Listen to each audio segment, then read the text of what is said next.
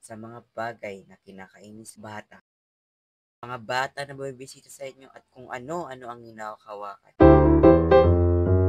Hello, kumusta kayo? Uy, Mare, kumusta kayo? Eto, okay lang. Oh, eto na pa yung inaanak ko. Malaki na. Mano po, tita? Anak mo na ba yan?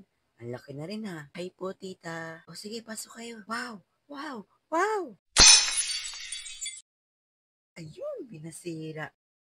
Kasi hindi mo pwede pagalitan kasi anak ng bisita. Nakakainis. Sunod natin, yung mga bata na tinutusok kayo ng hawak nila habang nasa pila kayo.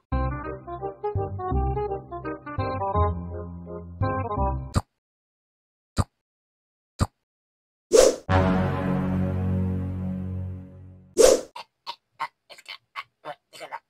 Tapos, ang nakakasar pa, hindi sila pinabawal ng magulang nila. Mga bata na nangihiram ng gamit tapos hindi na ibabalik. Kaya, para mo ng laruan mo. Basta ibalik mo ha. Oo naman. Hehehe. Hindi ko ito ibabalik. O di naman kaya, ibabalik, pero sira na. Laruan ko. Anong hindi may inis dun? Tapos ang sasabihin, nung hiniram ko naman, sira na yan eh. Sira, bago sin pala ko sa'yo to. Mas ka sa harap ko. Baka ano ba magawa ko sa'yo? Mga bata na nag-iingay kasi hindi na nasunod yung gusto nila. Alam ko, bata sila.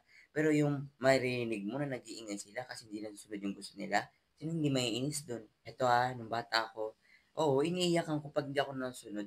Pero yung mag-iingay ako, mag-iistorbo ako ng ibang tao dahil hindi nasunod yung gusto ko. Hindi mama, gusto ko yun.